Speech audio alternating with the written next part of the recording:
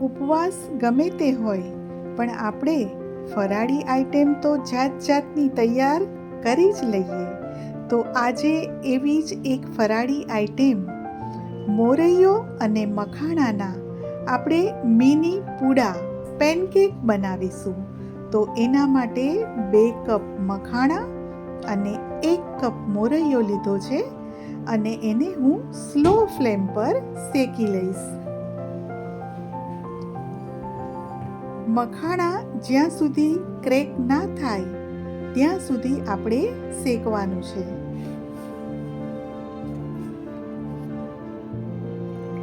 મખાણા એટલે પોષક તત્વોથી ભરપૂર, ઉર્જા બૂસ્ટર અને ગ્લુટેન ફ્રી.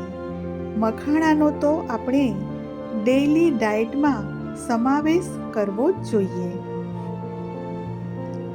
હવે આપણે એક મખાણાને ચેક કરી લઈએ. સરસ ક્રેક થઈ જાય છે અને સરસ શેકાઈ ગયા છે.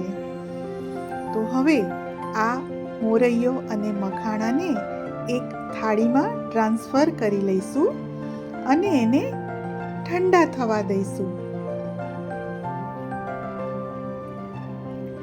મખાણા ખાવાથી વજન પણ નથી વધતું, એ ખાસ એનો મોટો બેનિફિટ છે.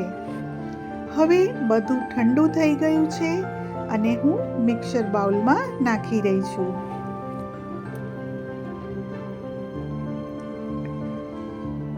એક કપ દહીં નાખીશ. મેં ફ્રેશ દહીં લીધું છે અહીંયા. અને 1 ચમચી જીરું, મીઠું આપણી જરૂરિયાત મુજબ અને થોડુંક પાણી નાખ્યું છે. અને હવે આપણે એને ગ્રાઇન્ડ કરી લઈશું. ઢોસાના બેટર હોય એવું જ આપણે આને ગ્રાઇન્ડ કરી લેવાનું છે.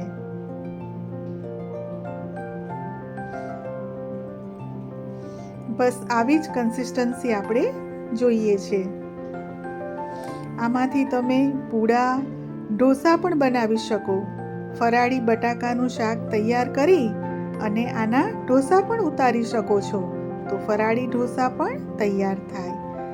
બાઉલમાં થોડું પાણી ફેરવી અને આમાં ખીરામાં હું નાખી દઉં છું. હવે મિક્સ કરી અને આ ખીરાને આપણે ઢાંકીને 15 મિનિટ સુધી મૂકી રાખીશું.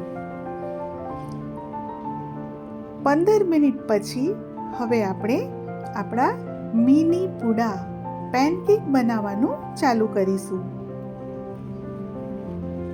તો થોડું આપણે એને હલાવી લઈશું અને હવે મેં નોનસ્ટિક પેન આ ગેસ ઉપર મૂકી દીધી છે અને હવે એમાં હું નાના નાના પૂડા ઉતારીશ. જો તમે ઈચ્છો તો આ ખીરામાં આદુ, મરચાં આ બધું કાપીને નાખી શકો છો. લીલા ધાણા પણ નાખી શકો છો.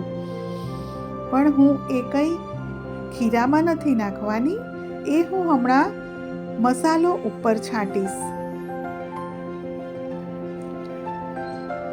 થોડું ઘી નાખી દઈશું, 2 ડ્રોપ ઘીના. અને હવે મરચા પાવડર સ્પ્રિંકલ કરીશું, કારણ કે આપણને તો ફરાળી આઈટમ પણ સ્પાઇસી ચટાકેદાર જ જોઈએ. હવે થોડો મરી પાવડર સ્પ્રિંકલ કરીશું.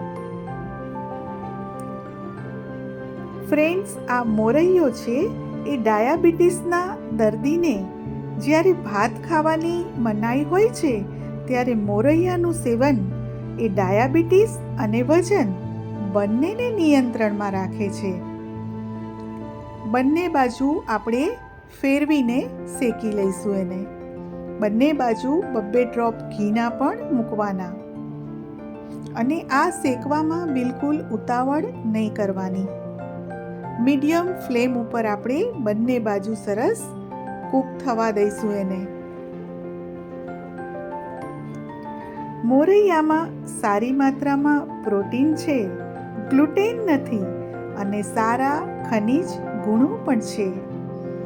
તો એવા ભરપૂર ફાયદાવાળા મખાણા અને મોરૈયાનો ઉપયોગ આપણે માત્ર ઉપવાસમાં જ નહીં પણ આપણા ડાયટમાં કે વીકલી મેનુમાં પણ એનો સમાવેશ કરવો જોઈએ. તો સરસ આપણા આ મિની પૂડા શેકાઈ ગયા છે.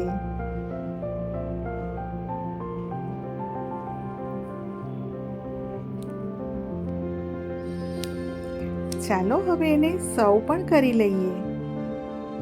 તો મેં ઉપર લીલા ધાણા થોડા છાંટી દીધા છે અને મરી અને મરચું તો આપણે ઉપર સ્પ્રિંકલ કરેલા જ છે.